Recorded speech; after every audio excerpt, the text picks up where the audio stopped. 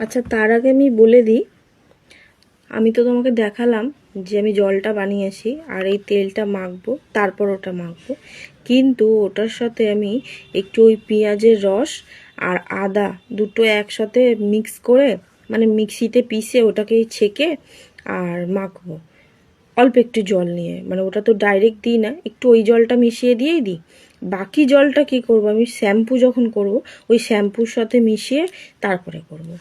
ওটাই তোমাদের আর কি বলে রাখলাম।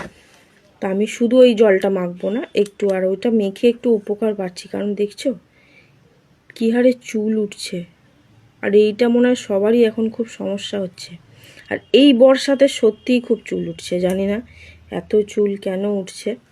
তবে যাই হোক, আগের যে তুলনায় আমার চুল উঠতো এখন একটু কমেছে, কারণ আরও অনেক চুল উঠছিল। আমি তো ভয় পেয়ে গেছি যে আমি টেকোনা হয়ে যাই।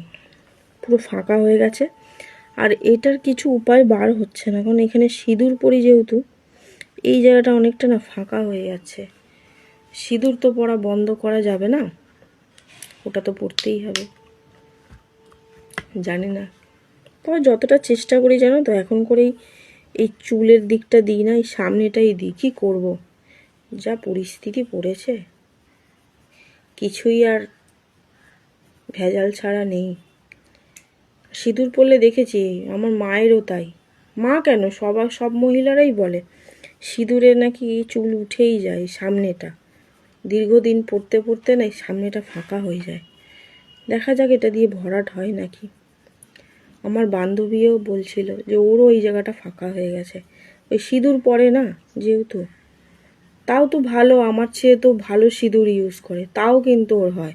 আমি তো ওই 5 টাকার সিঁদুরগুলোই পরি, যেগুলো ওই কৌটোতে পাওয়া যায়। কিন্তু ও তো ভালো সিঁদুরই পরে। সিঁদুর মানেই মনে হয় এরকম ও লিকুইড এইগুলো ব্যবহার করে, কিন্তু তাও কিন্তু ওর চুল উঠছে। দেখা যাক কি হয়, কত দূর। এটা একটু ভালো করে মেখে নেবো।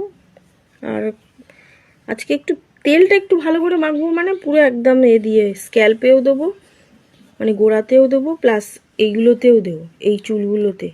আচ্ছা, এই চুলগুলো আমার প্রচণ্ড রাফ হয়ে গেছিলো, তবে এখন ট্রিটমেন্ট করে করে না, দেখছো এই দেখো, এই দেখো, মানে হাত দিলেই চুল উঠছে। কিন্তু এর চেয়েও বেশি উঠছিল, এখন একটু কমেছে। আরও উঠছিল প্রচণ্ড পরিমাণে, এখন একটু ট্রিটমেন্ট করে করে একটু কমেছে।